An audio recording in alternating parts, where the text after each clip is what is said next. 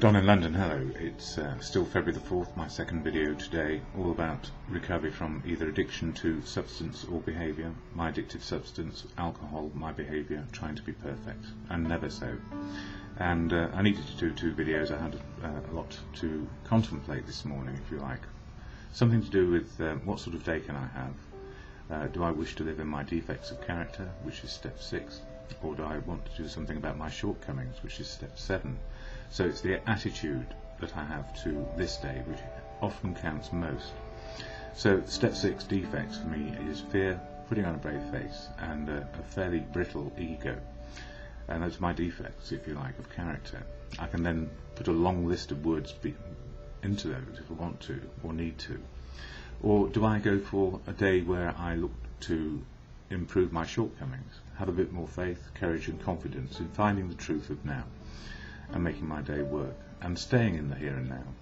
And part of the reason why I do these videos is to share being in the now rather than yesterday or overly worrying about the future, because I can only live now. I can only make the best of what I have right now, and truth is my guide. And often I cannot find the truth alone because I have self-will and I want it my way, and of course my way doesn't really work. It's our way. So part of my living, if you like, is about asking myself when I wake up in the morning, how am I feeling, why, what may I do? Means how am I feeling? A bit alone, bereft, and that's okay. I've got a gap inside me, a relationship ended, and I don't hate people when they go out of my life. I cherish them and love them, and I'm sure she's going to be alright. I'm sure of it, because she is as determined as I to make the most of now. So how am I really feeling? I've got a lot on my mind with type 1 diabetes, things I need to do to better self-manage. And the trouble is, if you've got clinical depression, self-management is not too good. So I do rely heavily on fellowship, the people I know who will keep on asking me questions, how are you? Even if I hate the idea of being asked that, because I want to say, fine, leave me alone, I want to isolate, lick my wounds, and all of those sorts of things. But I need to be in the here and now, and fellowship keeps me in the here and now, finding the truth of what can happen today. So part of that, the Fellowship of AA, Alcoholics Anonymous, I always share the preamble so there is no misunderstanding what it is about. Recovery. Alcoholics Anonymous is a fellowship of men and women who share their experience, strength and hope with each other, that they may solve their common problem and help others to recover from alcoholism. The only requirement for membership is a desire to stop drinking. There are no dues or fees for AA membership. We are self-supporting through our own contributions. AA is not allied with any sect, denomination, politics, organisation or institution. Does not wish to engage in any controversy, neither endorses nor opposes any causes. Our primary purpose is to stay sober and help other alcoholics to achieve sobriety. And I must remind me and you that I don't speak for AA, that's Alcoholics Anonymous. I only speak for me and what I'm learning as I go along in recovery. And I wouldn't be without the fellowship if you wanted to pay me £1 million. Well, I might consider it, but I would be foolish, because the fellowship helps me find truth on a daily basis. It keeps me tuned into the now. And in my last video I looked at 2 books. Couldn't get to the other one, so that's why I'm doing a second video. Part is the 12 by 12, the 12 steps and 12 traditions, which is like it's a primer or a primer, and it helps me keep on track. And this blue book, Alcoholics Anonymous, chapter 7, helping others, is what I covered in the last video, just a little bit of it. I can't cover the whole program in any one video. But the daily readings, if you like, the daily reflections is a touchstone for me, because each month is about one of the 12 steps of the 12-step program.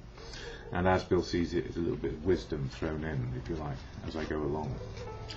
So for daily reflections for today, February the 4th, it says, when faith is missing. And when faith is missing, it means I'm missing something in step 7, which is courage, faith and confidence.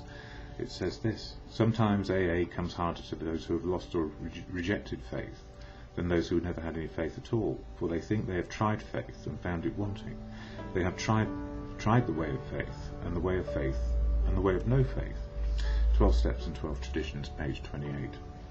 He goes on to say, I was so sure God had failed me that I became ultimately defiant, though I knew better and plunged into a fatal drinking binge. My faith turned bitter, and there was no confidence. There was no coincidence. Those who once had great faith hit bottom harder.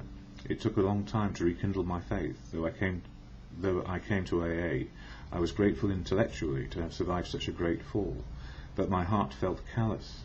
Still, I stuck with the AA program. The alternatives were too bleak.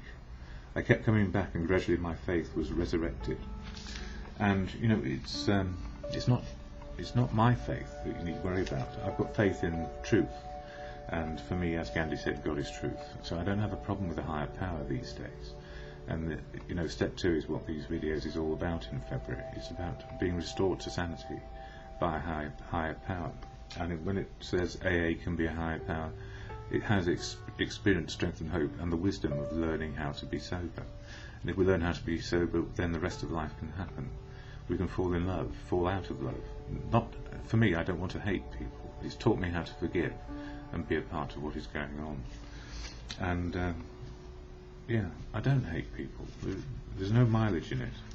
And I reckon that people, even when they do bad things, are trying to do their best, because that's all they know how to do. And being a defiant, stubborn, arrogant son of a gun when I was in my drinking and stuck in my defects of character, which were ego, brave-facing, and underlying all of that was fear. I didn't know how to react except trying doing the best thing at the best time. And it was not easy. As Bill sees it, page 18, companion and partner. Dr. Bob, companion and partner to Bill Wilson, co-founders of AA. Dr. Bob was my constant companion and partner in the great AA adventure. As the physician and great human being that he was, he chose work with others as his prime AA vocation, and achieved a record which in quantity and in quality none will ever surpass. Assisted by the incomparable Sister Ignatia at St. Thomas Hospital in Akron, he, without charge, medically treated and spiritually infused 5,000 sufferers. In all the stress and strain of AA's pioneering time, no hard word ever passed between us.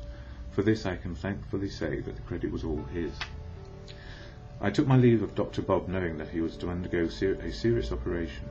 The old broad smile was on his face, and he said almost jokingly, "Remember, Bill, let us not louse this thing up. Let's keep it simple." I turned away, unable to say a word. That was the last time I ever saw him.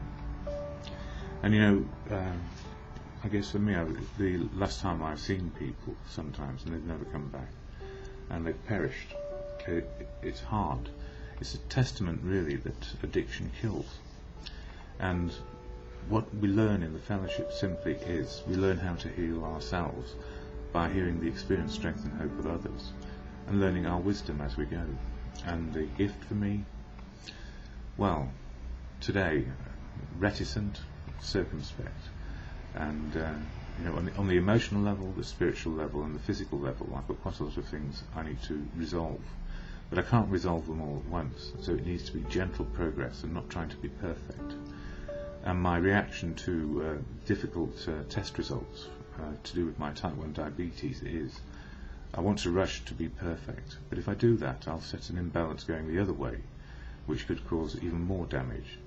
So I have to be careful and just gradually try and manage the blood sugars, the lipids, the cholesterol, the triglycerides, and do it more diligently and be careful with myself. On the emotional level, where am I now? I'm still hurting. I've got a gap inside me, and that's okay. Feeling the pain, as they say, is a touchstone to spiritual growth. And spiritually, how am I doing today? Well, I'm more connected to the truth of what is, and not what I would like it to be. I'm just learning simply a day at a time. What it says in the Serenity Prayer, which is good. To the God of my truth, grant me the serenity to accept the things I cannot change, courage to change the things I can, and the wisdom to know the difference, and make progress, and not try to be perfect.